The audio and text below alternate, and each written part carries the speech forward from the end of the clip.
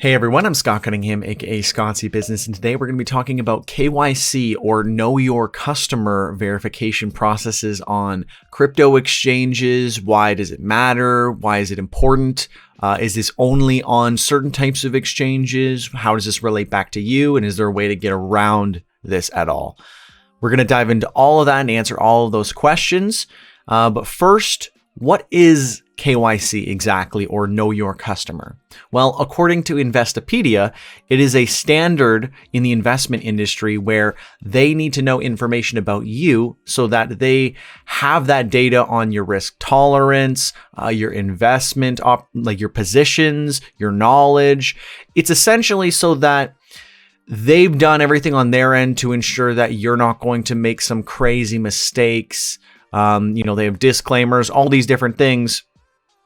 But in my opinion, it really comes down to tracking and mainly tracking, whether it's, you not having privacy or tracking all of your stuff so that they could give it over to the government for taxation or whatever, or an audit or whatever it happens to be. KYC kind of goes against the original ethos and values that a lot of people in the blockchain and crypto space hold near and dear: freedom, privacy, decentralization. So why is it important? Well, KYC is required a lot of times to use a centralized exchange, which is what most people end up using if they're directly buying cryptocurrency. It's the easiest way to get your fiat dollars, your Canadian, US dollars, whatever, onto the exchange, whether it's from an e-transfer or you're using a credit card, whatever it happens to be. Typically, centralized exchanges are the easiest on and off ramp between crypto and fiat currency. The problem is that I would say almost 90% of them probably require KYC verification. Sometimes it's just an email, rarely. Most times it's all the way up to you need a government issued identification, whether it's your driver's license or your passport, whatever it happens to be. That is typically what you will have to provide, and sometimes they'll do even a little bit extra, and they'll say they also want like a utility bill or a second document to confirm that as well. Sometimes they go really extra with the KYC verification process, but most people do not want to give away their ID, if not for just privacy, because it makes it 100% the case that is you.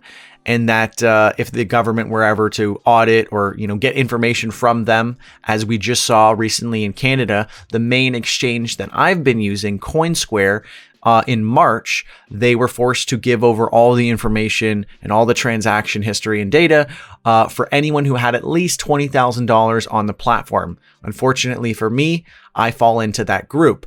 So I kind of had to step back and think about the exchanges that I'm using, think a little bit more deeply on tax reporting for crypto. I've done a whole review and comparison and stuff. I'm going to do that very soon. In terms of KYC, you can get around a lot of this stuff by using decentralized exchanges.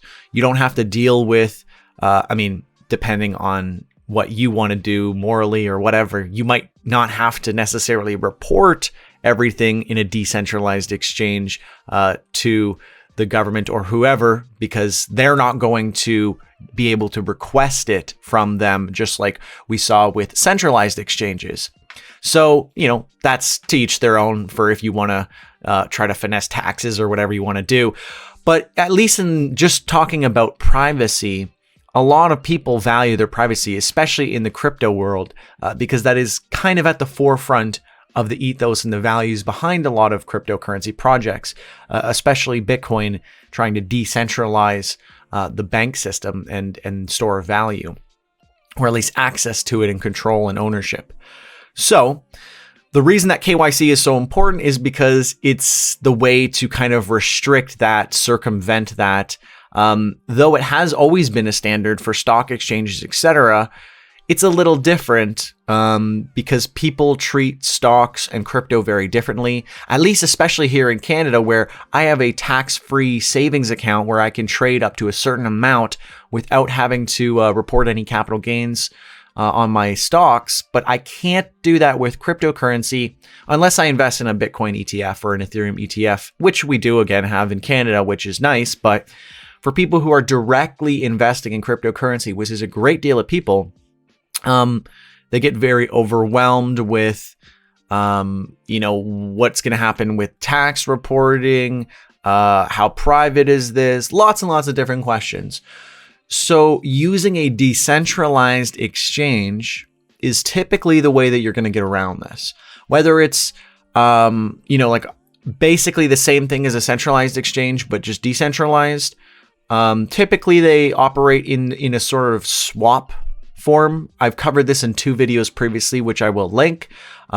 Crypto swap exchanges, typically, the safest ones are running on smart contracts, but then you're limited to those specific blockchains. For example, if I'm trading on Uniswap, I'm only trading ERC20 tokens in Ethereum, right? But if I want to go and use something like Simple Swap, I can trade essentially any cryptocurrency, but the caveat is that it's not using smart contracts, and there could be a problem in some step of that process because it's not actually trading using the blockchain. It's me sending crypto to an address. They are then receiving that, and then they're doing the trade on their own and then sending you the funds after. It also takes way longer, like up to an hour or 2, versus when you're doing it with a smart contract. The second the smart contract goes through, you will get the other cryptocurrency. So there is some caveats to that. And I will be going through and doing a full breakdown of all the DEXs that are currently in existence and kind of test them out a little bit. I have linked a list of 59 of them for you guys to go and check out if that's something of interest to you. But we're not going to be diving into, every single decentralized exchange, because right now we're really just focused on KYC and like what's the point. And my recommendation at the end of the day is to really just avoid KYC where possible, because again, it's really just meant to track you. I know obviously many companies and projects want to be compliant, so they will include KYC, but the fully decentralized projects will never have KYC if they are truly decentralized. So, because they wouldn't be collecting data on you, and there wouldn't be a central authority that would then take your data and then give it to the government or whomever requests it. So, not having KYC is a big thing for me, especially when we're talking about social media platforms. There are platforms that do have KYC that I have virulently gone against. Platforms that require KYC, typically I've seen them all fail. And again, when we're talking about, exchanges and things, a lot of people don't want to get into that. I've only realized recently the consequences of actually verifying and KYCing and not having sought out different exchanges previously that don't require that. And now I'm feeling the effects of that, having to go back and do my taxes and different things. But for an example, one platform or exchange that I use is CoinEx. I typically use them a lot for trading back and forth between LBC and other cryptocurrencies. But my favorite part about CoinEx is that it does not have a KYC verification process at all, even to the degree of including an address, right? Because most things will ask for an address or a phone number or some sort of identification or information that will prove you are who you are. And with something like CoinEx, you can use any name you want on the platform. You don't have to provide any information whatsoever, no phone number, nothing. That's what I love. That's the kind of platforms that should be championed, because It gives you so much more freedom and privacy.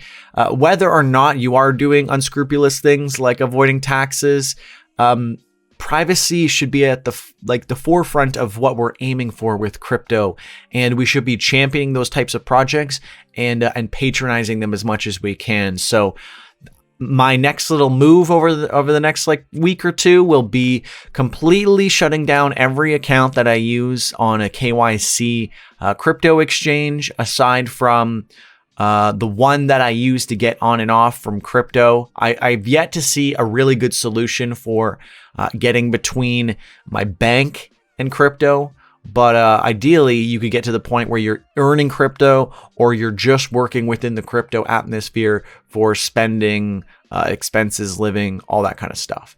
So that's my take on KYC. Overall recommendation is just that I'm not a big fan of it.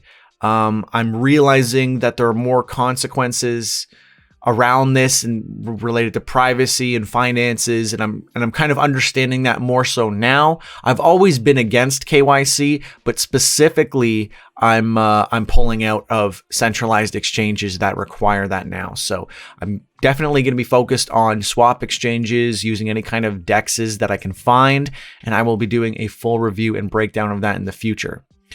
Just before we end this off, I do actually have an end of the video sponsor today.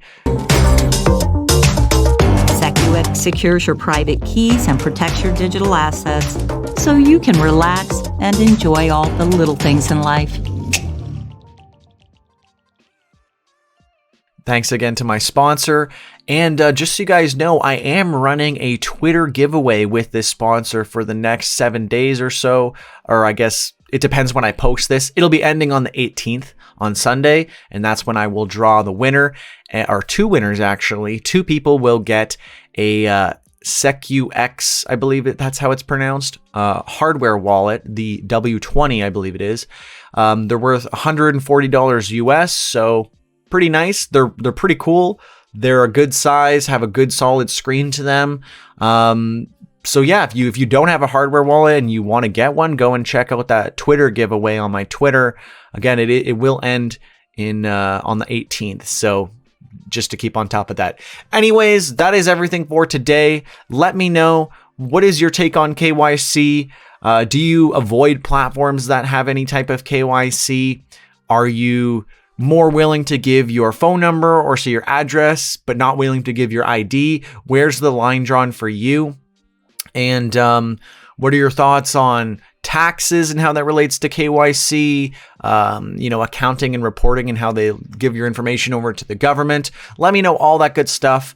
Do you think KYC is actually a good thing and we should be working towards more regulation and identity management? Let me know in the comments below. Thank you so much for watching. If you did watch to the very end, do comment #1ham in the comments below, so that way I know you watched to the very end. Thanks so much for watching. I'm Scott Cunningham, aka Scottsy Business. Cheers.